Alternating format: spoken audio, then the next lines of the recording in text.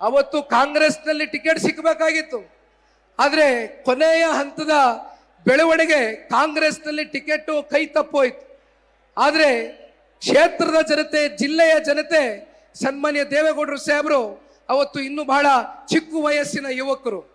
ಇಂಥ ಒಬ್ಬ ಯುವಕರು ನಮ್ಮ ರಾಜ್ಯಕ್ಕೆ, ನಮ್ಮ ದೇಶಕ್ಕೆ ಮುಂದಿನ ದಿನಗಳಲ್ಲಿ ಒಂದು ಮಾದರಿ ಆಗ್ತಾರೆ ಅಂತಕ್ಕಂಥ ಚಿಂತನೆಯಿಂದ ನೀವೆಲ್ಲರೂ ಕರೆ ತಂದು ಸನ್ಮಾನ್ಯ ದೇವೇಗೌಡರು ಸಾಹೇಬ್ರನ್ನ 62ನೇ ಇಸ್ವಿನಲ್ಲಿ ನೀವು ಚುನಾವಣೆಗೆ ನಿಲ್ಲಿಸಿ ಅವ್ರಿಗೆ ಗೆಲುವನ್ನ ತಂದುಕೊಡೋ ಮೂಲಕ ಸುದೀರ್ಘವಾದಂಥ 64 ವರ್ಷದ ರಾಜಕೀಯದ ಜೀವನದ ಉದ್ದಗಲಕ್ಕೂ ಕೂಡ ಹೋರಾಟ ಅನ್ನೋದನ್ನ ಒಂದು ಬಿಟ್ಟು ಬಹುಶಃ ಅವರು ಇನ್ಯಾವುದ್ರ ಬಗ್ಗೆನೂ ಕೂಡ ಆಲೋಚನೆ ಮಾಡಿಲ್ಲ. ಯಾವತ್ತಿಗೂ ಕೂಡ ಅಧಿಕಾರವನ್ನ ಅಂಟಿಕೊಂಡು ಕೂತ್ಕೊಳ್ತಕ್ಕಂಥ ವ್ಯಕ್ತಿ ಅಲ್ಲ ಅಂತಕ್ಕಂಥದ್ದನ್ನ ಅನೇಕ ಸಂದರ್ಭದಲ್ಲಿ ಸಾಬೀತು ಮಾಡಿದ್ದಾರೆ.